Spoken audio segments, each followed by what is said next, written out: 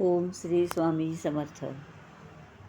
Video बघणाऱ्या सर्वांचे स्वामी संदेश आणि संस्कृती या चॅनलवर मनापासून स्वागत.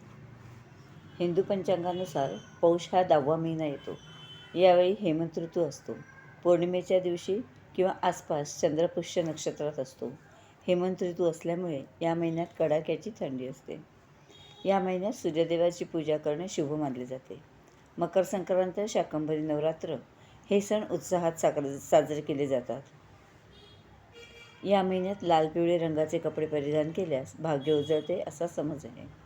पौष महिन्यात घराचे बांधकाम सुरू करू नये, तसेच लग्नकार्यही टाळावे.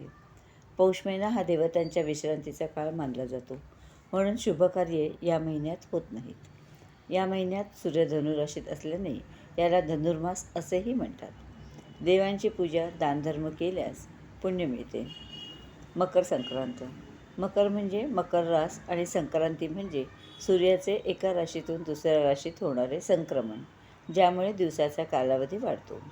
शाकंभरी नवरात्र पौष महिन्यातील शुक्ल अष्टमीपासून सुरू होऊन पौष पौर्णिमापर्यंत चालते. निसर्ग, वनसंपदा आणि अन्नाचे रक्षण करणाऱ्या माता शाकंभरी यांचा हा उत्सव. पृथ्वीवर भीषण दुष्काळ पडला असताना देवीने स्वतःच्या शरीरातून फळे, फुले आणि विविध पालेभाज्या उत्पन्न करून जगाचे रक्षण केले, अशी आख्यायिका आहे. माघ हा हिंदू पंचांगानुसार 11वा महिना येतो. या महिन्यात वसंत पंचमी, रथसप्तमी, माघी पौर्णिमा साजरे होतात. वसंत पंचमीला ज्ञान आणि कलेची देवता माता सरस्वती पूजन केले जाते. रथसप्तमीला आरोग्य आणि तेज देणाऱ्या सूर्यदेवाची पूजा केली जाते. तर माघी पौर्णिमेला गंगा स्नान आणि दानधर्म करणे अत्यंत फलदायी मानले जाते. या महिन्यात विष्णू सहस्त्रनामाचे पठण करावे. फाल्गुन हा महिना हिंदू पंचांगानुसार 12वा म्हणजे वर्षाचा शेवटचा महिना आहे. या महिन्यात होळी, धुलिवंदन, रंगपंचमी असे सण साजरे होतात. फाल्गुन पौर्णिमेला होलिका दहन होते. याला होळी असे म्हणतात. वाईट गोष्टींचा नाश करून चांगुलपणाचा स्वीकार करणे हा यामागील उद्देश असतो.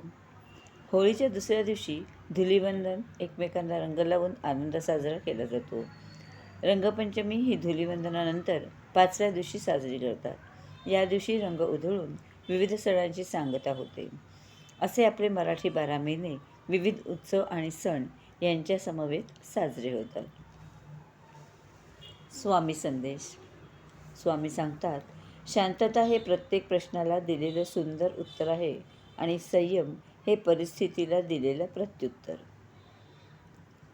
चांगल्या वेळेचा अहंकार हा नेहमी वाईट वेळेला निमंत्रण देतो. दृष्ट नाही तर दृष्टिकोन चांगला पाहिजे. श्री स्वामी समर्थ.